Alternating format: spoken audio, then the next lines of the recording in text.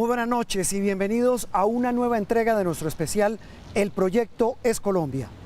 La pandemia sacudió y de qué manera nuestros comportamientos sociales. La forma de relacionarnos con los otros cambió por miedo al contagio o simplemente porque decidimos refugiarnos por meses en nosotros mismos y en los espacios de la familia. Estamos en la calle 26 con Avenida Caracas, una de las zonas más concurridas de Bogotá. Me acompaña hoy María Elvira Arango, directora del programa Los Informantes. María Elvira, muy buenas noches. Hola Juan Roberto.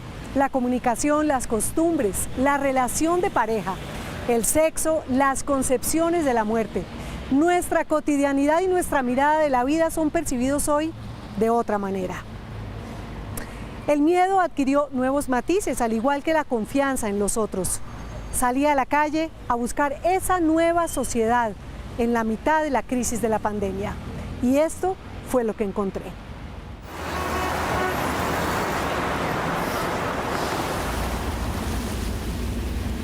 De la China llegó un virus cargado de incertidumbre y miedo y nos hizo la vida cuadritos.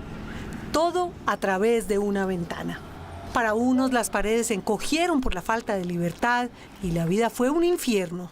Otros se las ingeniaron y a punta de creatividad hicieron de la cuarentena un eterno fin de semana. No vamos a ser los mismos de ninguna manera. Una experiencia como estas nos transforma. Ojalá el COVID-19 hubiera sido puro cuento chino. El corre-corre quedó atrás y la pandemia nos obligó a frenar en seco. Esa sensación apocalíptica de que vivimos en un mundo de peligros y desconfianza con un enemigo invisible que está en todas partes o en ninguna, omnipresente y misterioso, hizo que cualquier cosa por fuera de la familia se sintiera como un riesgo potencial. Y entonces dividimos el mundo en dos, ellos y nosotros.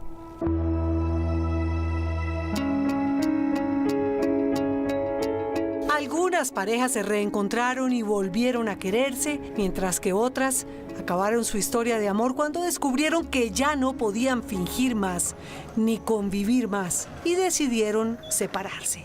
Perdona que tenga así un toque pesimista en las cosas que digo, pero vi el otro día que el número de divorcios, peticiones de divorcio en Estados Unidos, en los últimos 6 meses está 30% por encima del equivalente periodo de hace un año. Según Notariado y Registro, las cifras de divorcios bajaron, pero no necesariamente por falta de voluntad. El encierro aplazó finiquitar las uniones. El amor ya se había acabado. Yo quiero pensar que las familias se han unido más, se han conocido mejor, claro, a veces para mal. La convivencia se convirtió en la gran prueba de fuego de los hogares colombianos y para bien o para mal sacó lo mejor o lo peor de cada uno. Hemos vuelto casi a un estado animal o animal en el zoológico, todos ahí enjaulados y todo una vida mucho más simple. Algunas familias se rompieron en pedazos y otras lograron recomponer los daños y las heridas del pasado. La intensidad del 24/7 de los mismos con las mismas generó cambios en las dinámicas. Yo creo que de hecho peleábamos más antes que ahora. La convivencia en cuarentena no se trata de estar todo el día cogidos de la mano ni todo el día arrunchados. Yo creo que incluso podríamos decir que pues durante la cuarentena tuvimos más sexo que normalmente. Pues es que uno también llega menos cansado a la casa. Mejor y más sexo para algunos o ningún contacto para otros. Y el tío. Los niños no nos dejan, o yo vengo, no. Que mira, como vengo de quemado, me mato en la calle duro, que ustedes no lo crean. Y a veces, amor, dame agua, tráeme agua. Y los que pudieron buscar ayuda acudieron a psicólogos y terapistas que trabajaron sin parar, asesorando en línea parejas al borde de un ataque de nervios.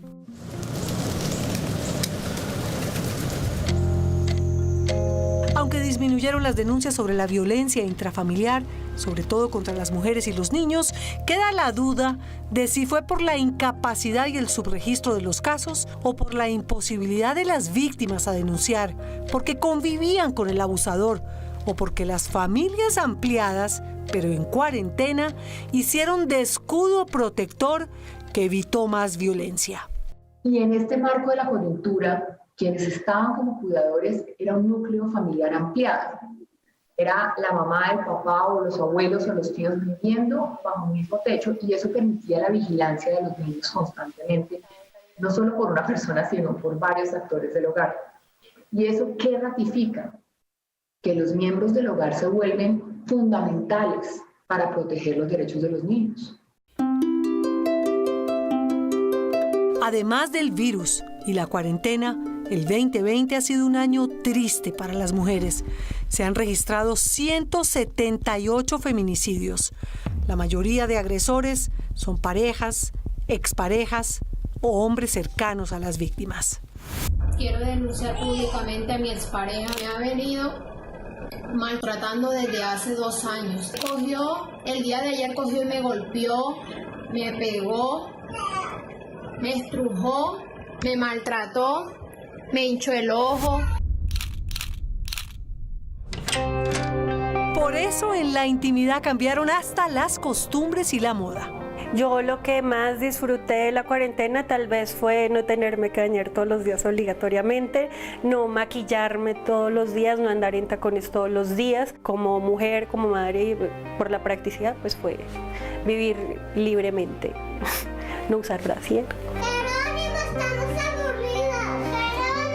Como estuvimos como en una eterna pijamada y anduvimos presentables de la cintura para arriba para estar a la altura de las reuniones en línea, algunos cambiaron de look por las licencias del teletrabajo que relajaron los códigos de oficina.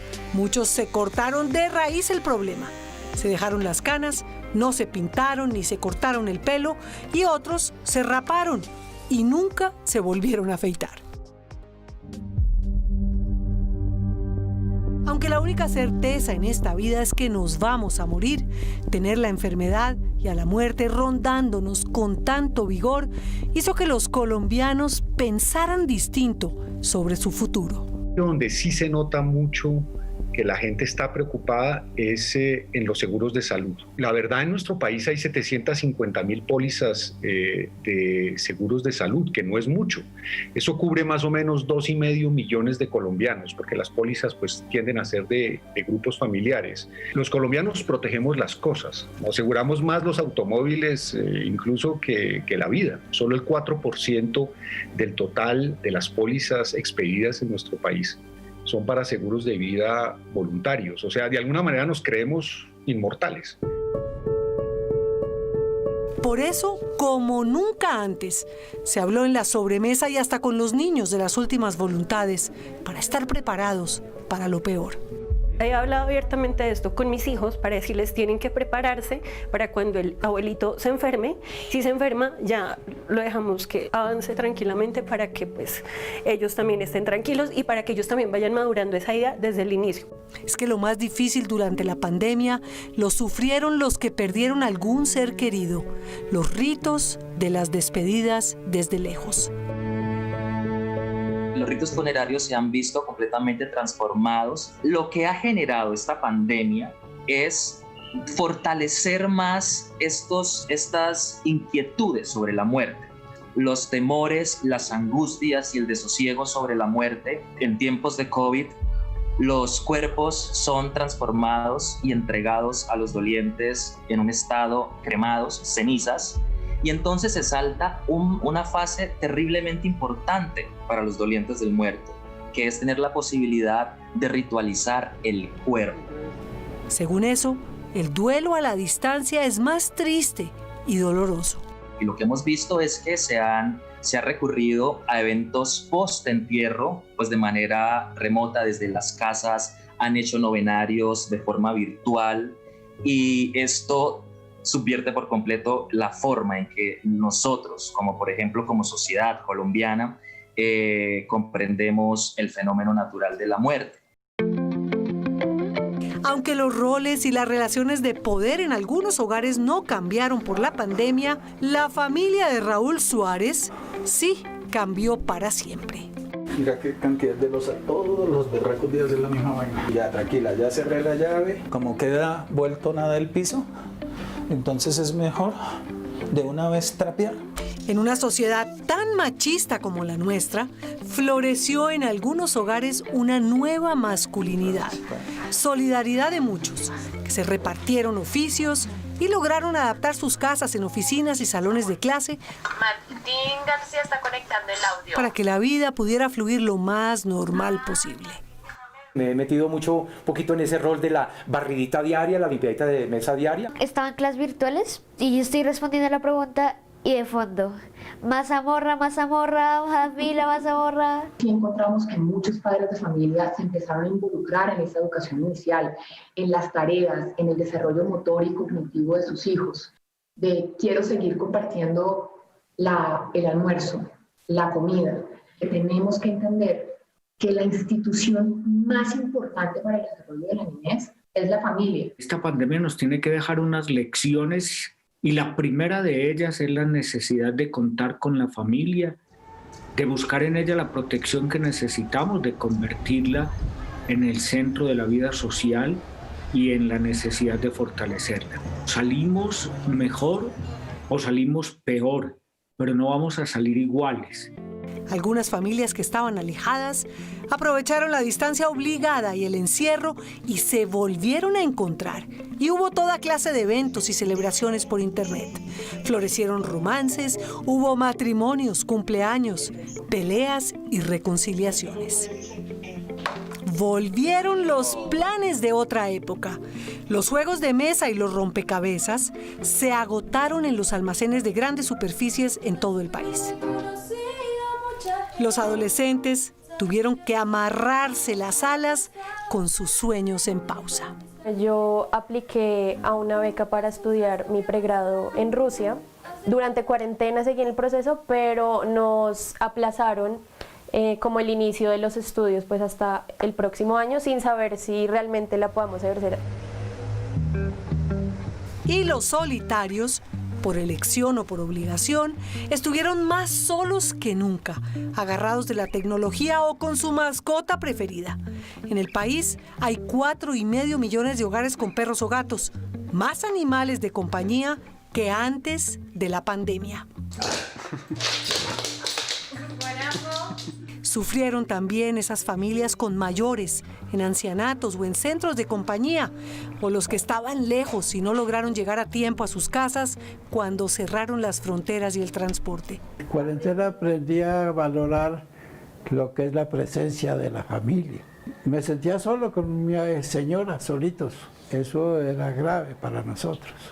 Según datos de consumo, durante los últimos meses, los colombianos compraron, por ejemplo, más harina, polvo de hornear y levadura que nunca. La cocina se volvió el centro de algunos hogares. Los más afortunados experimentaron recetas y se dedicaron a probar sabores nuevos. Pero estar en la casa tan cerca de la despensa costó a muchos unos kilos de más. Y para el peso tampoco ayudó mucho la vida sedentaria y la falta de ejercicio. Espaguetis, cual batallón con cabo y sargento a bordo, espagueti a la lata, en todas sus manifestaciones. Para muchos la vida se puso más dura por el COVID-19. Según el DANE, el 21% de los hogares en el país tuvieron que sacrificar una de las 3 comidas al día. Para los inmigrantes, por ejemplo, la situación fue dramática. Hay que matarse duro esta cuarentena y más si tienen niños a cargo, porque lo más difícil es dejar pasar a un niño hambre, que todos los días te digas, mamá, tengo hambre, y no tengas un plato de comida que darle. Mirando hacia adelante, arquitectos y diseñadores tendrán que repensar las casas con menos zonas sociales y más espacio en donde quepa un escritorio para estudiar o para trabajar. Eso de la familia contra todos, la idea de que más allá de nuestra puerta el mundo es un lugar peligroso, solo obliga al egoísmo de primero yo, segundo yo y tercero yo como respuesta. Y así se multiplica el racismo y la xenofobia, y la discriminación por el miedo al otro, a ese que es distinto a nuestra familia y que no conocemos. En Colombia, en las sociedades latinas, la gente es muy cercana, muchos abrazos, muchos besos. Ahora de repente la otra persona es como, no sé, un asesino o asesina potencial. La gente va a dar más largas a los demás. Van a cambiar las costumbres sociales, por lo menos durante un tiempo. Y todo esto a mí me parece muy tremendo y muy triste. Por eso, para volver a abrir las ventanas de par en par, hay que protegernos nosotros primero para cuidar a los demás. Distanciarnos, usar tapabocas y lavarnos las manos para poder mantenernos unidos propios y extraños. Solo así seremos un mejor país. Entender que la vida de los otros es tan valiosa como la nuestra. Lo que más extraño, poder estar como mucho en contacto, pues como físico, visitas, reuniones familiares, en fin. Me hacía mucha falta los niños. Yo extraño abrazar a mis sobrinos. Extraño la corporeidad, la presencia de las personas y de los mejores amigos con los que uno comparte cotidianamente. Y como de nuestras acciones depende el futuro de los demás, ya va siendo hora de abrir las ventanas, conscientes y protegidos, para dejar atrás la vida hecha puros cuadritos. Para profundizar sobre los cambios que ha sufrido nuestra sociedad con la pandemia, María Elvira habló con Isabel Allende, la escritora chilena que ha retratado de manera magistral nuestra realidad latinoamericana, así como los grandes cambios sociales y políticos del continente. La novela que la consagró fue La Casa de los Espíritus, pero son muchas las obras e innumerables sus lectores en el mundo entero. Isabel Allende es una feminista aguerrida y defensora de los derechos humanos. Ha dedicado gran parte de su vida a promoverlos. Este es mi diálogo con ella. ¿Qué lecciones nos ha dado la pandemia del COVID-19? Mira lo que hemos visto con esta pandemia, que le pasa algo a una persona en una aldea de China y nos pasa a todos. Que si no cuidamos el planeta lo vamos a destrozar y vamos a perecer todos. De manera que cuando se habla de la empatía, de la compasión, no son valores espirituales, no, es un sentido práctico de la vida, cómo vamos a sobrevivir. Y ahí tenemos que pensar que no vamos a sobrevivir en un sistema perpetuo de violencia y de codicia. No podemos hacerlo. Su fundación Isabel Allende invierte en el poder de las mujeres y las niñas para protegerlas contra la violencia. ¿Qué ha pasado con su fundación en estos meses tan complicados? Mira, el problema mayor que hemos visto durante la pandemia fuera el problema económico, que las mujeres son las primeras en perder el trabajo. Y luego se quedan encerradas en la casa, y el otro problema grave es el de la violencia intrafamiliar, la violencia doméstica, que siempre ha existido, pero que ahora es invisible porque está dentro del hogar y el victimario generalmente está ahí con los niños, con la mujer, desesperado porque no tiene trabajo, bebiendo demasiado muchas veces, y se ha exacerbado el problema de la violencia contra la mujer dentro del hogar.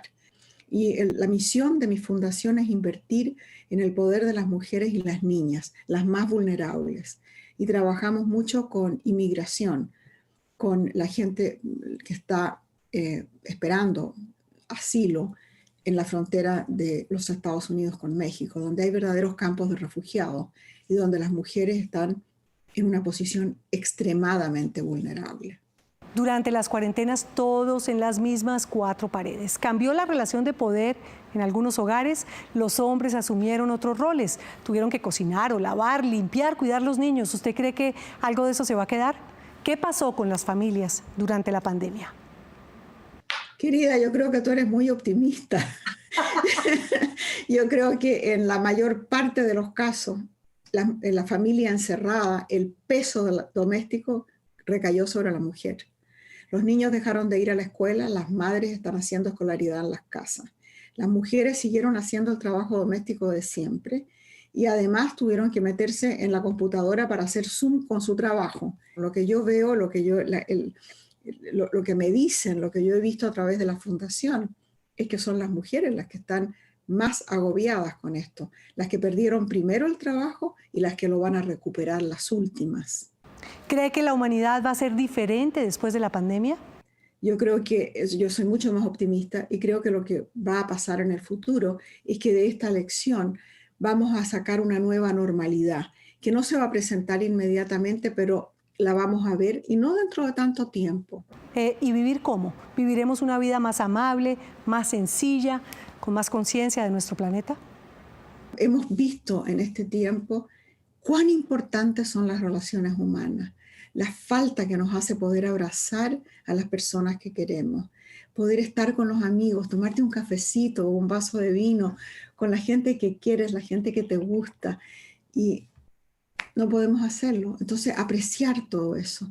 Luego hemos visto que no necesitamos tantas cosas materiales. Una de las cosas que yo he aprendido aquí es que necesito muy poco, mucho menos de lo que yo creía que necesitaba.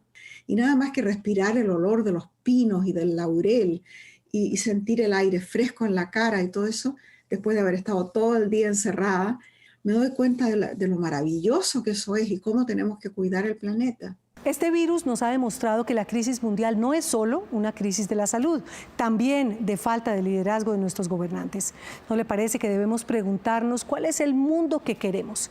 ¿Qué mundo queremos construir? Bueno, ya hemos hablado de que queremos un mundo más amable, más integrado, más igualitario, más compasivo, pero también si hablamos de la parte política, estamos viviendo un momento también de crisis muy peligroso, que es un resurgimiento del fascismo, porque las instituciones están todas en crisis, están todas cuestionadas, está todo en crisis. Entonces, ¿qué pasa? Que estas instituciones vienen del siglo XIX y ya no funcionan en el siglo XXI.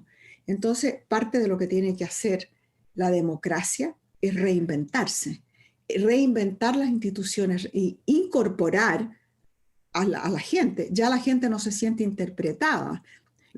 Cada vez hay menos confianza en los partidos políticos. Los jóvenes ni siquiera quieren votar porque no creen en las instituciones. Todo eso tiene que ser revisado, arreglado. Y eso yo creo que va a suceder.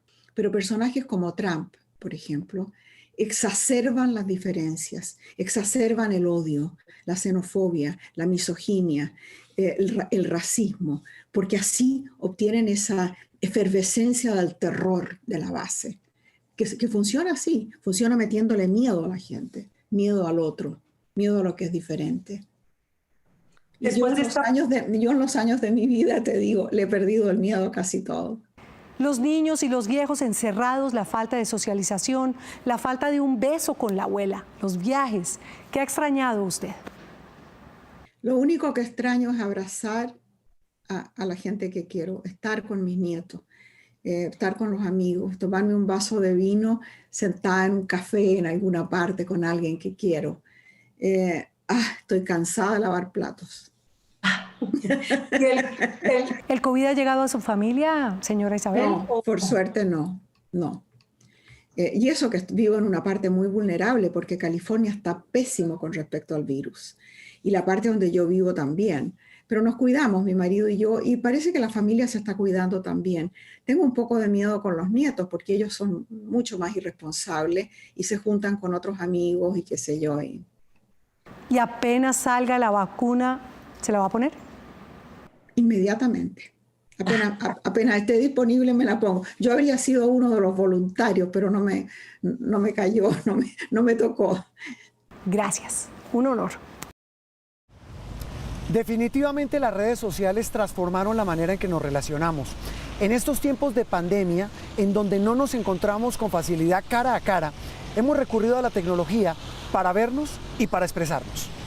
El mundo virtual es escenario de vanidades, de exaltaciones al otro o de ofensas. Muchas veces las redes se usan para desinformar o para hacer daño, pero esa no es la única cara. Así es, María Elvira, las redes sociales tienen dos caras, como nos lo muestra Juan David Laverde en el siguiente informe.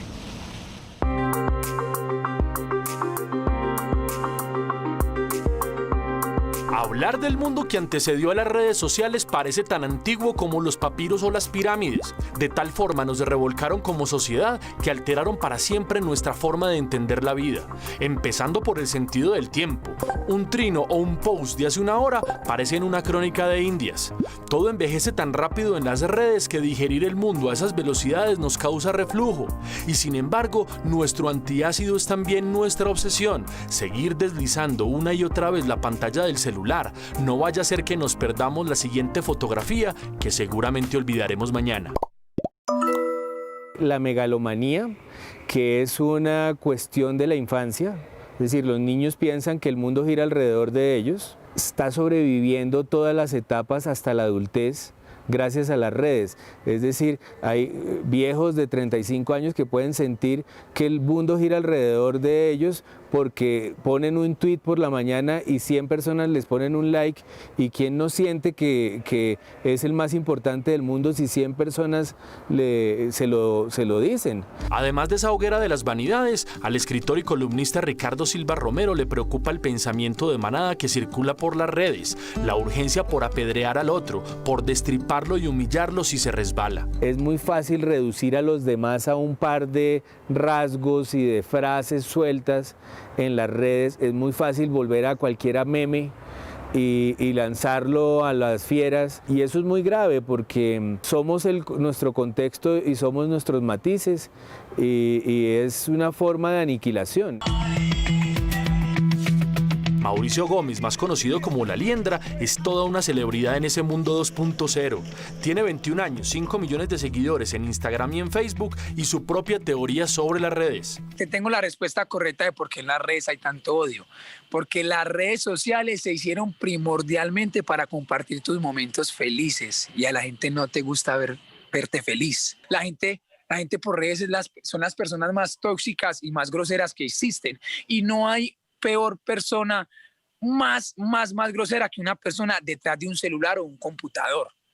Entonces yo creo que las redes sociales son una cosa hermosa, pero son una cosa también muy cochina. Esa certeza sobre los peligros de las redes tampoco le hacen olvidar que les debe todo a ellas. Sin Instagram o Facebook, quizá La Liendra seguiría rebuscándose la vida como antes, recogiendo café o como un ayudante de construcción. Hoy, en cambio, es un influencer, sea lo que sea que aquello signifique, y como influencer nos dice lo siguiente. Vivimos en una época donde dices te amo a todos tus amigos y no a los de tu casa. Vivimos en una época donde la falsedad, la hipocresía y aparentar más es más importante que estar con los que en serio quieres estar. Y en esto tienen que ver mucho las redes sociales. En la red social tienes tu mundo de fantasía, eres lindo a tu forma, puedes subir la foto que a ti te gustó. No se trata de satanizar las redes, faltaba más. Son estas una moneda al aire, siempre con dos caras y dependiendo de su uso, con un costo. Carolina Botero, de la Fundación Carisma, pone las cosas en perspectiva. Las redes sociales son una herramienta muy importante de libertad de expresión. Sin duda no son una panacea, pero creo que tampoco hacemos un flaco favor cuando pensamos que solamente es territorio comanche, ¿verdad? Las plataformas han servido para darle voz a la gente, y hay muchas cosas que no habríamos sabido si no fuera por las plataformas. Piensa tan solo en la violencia de las últimas protestas. Eso se ve y se sabe porque hay plataformas, porque hay gente que puede contarlo. Para Botero, la clave para aprovechar mejor estas plataformas reside en la capacidad de las audiencias por autorregularse, por saber qué consumen y a quién le creen. Hace unos 10 años todos nosotros pedíamos que no hubiera regulación. En este momento hasta Zuckerberg está pidiendo que lo regulen. Están pidiendo que díganos entonces cómo manejamos esto. La regulación se viene. ¿Cómo hacemos para que sea una regulación respetuosa de los derechos humanos? Que el negocio esté limitado. Tenemos que recuperar el tema de los datos. Internet y las redes nos ampliaron el mundo. El conocimiento está todo allí, pero hallarlo no es un camino de rosas. Aprender a navegar en medio de semejante caos es una epopeya en estos tiempos de mentiras y videos virales. Agarrar un libro, leerlo debajo de un árbol y no compartirlo con la galería es casi un acto de resistencia, dice la escritora Yolanda Reyes. Hay gente que va a comer algo, pero primero toma la foto de lo que va a comer. En ese tomar la foto y ver, hay cosas compositivamente muy bellas, ¿no? no sé si te ha pasado, pero preparas, pones una mesa y dices, esto está lindo, y le tomas una foto. Y a veces ese no detenerse en la mirada propia o que la mirada tenga que ser validada por un teléfono es como que nos hace perder la idea de estar en el momento, viviendo el momento.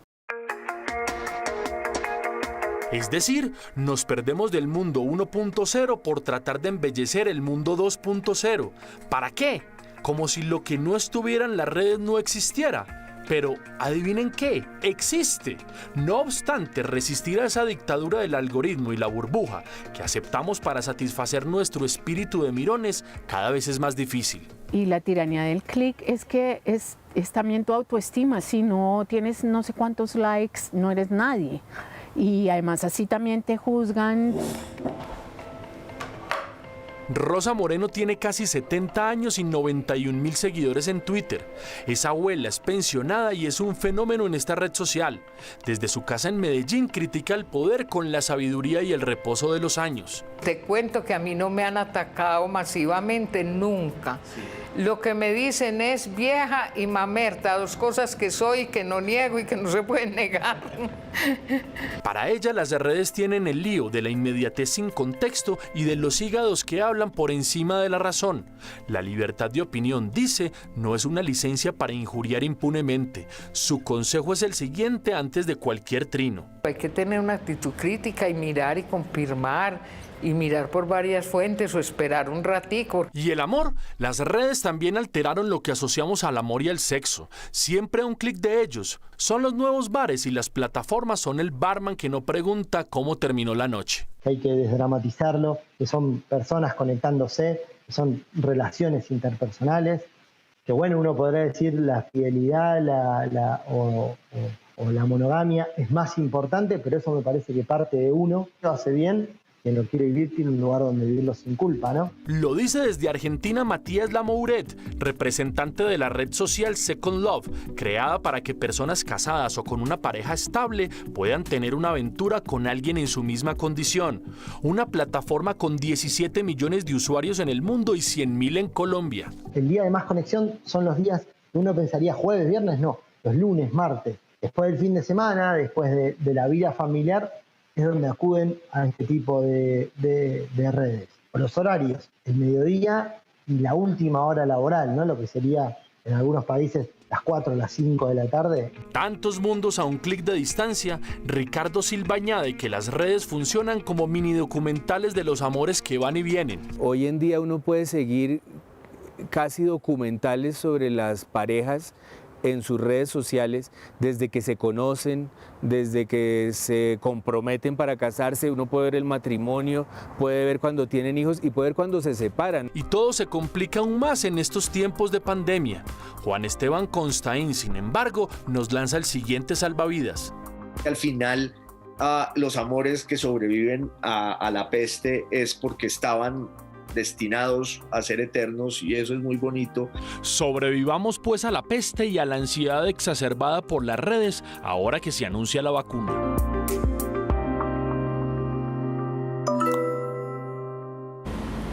Sin duda va a pasar mucho tiempo para decantar los reales efectos de la pandemia en nuestro tejido social y en cada uno de nosotros. Pero lo cierto es que el coronavirus nos puso a pensar en la sociedad que estamos construyendo. La esperanza de la que tanto hemos hablado en estos tiempos es que lo que aún estamos viviendo nos debe convertir en mejores seres humanos, con más empatía, más solidaridad y con más responsabilidad con nuestro futuro. Hasta aquí esta entrega de nuestro especial El Proyecto es Colombia. Nos vemos mañana con un nuevo capítulo. Feliz noche para todos.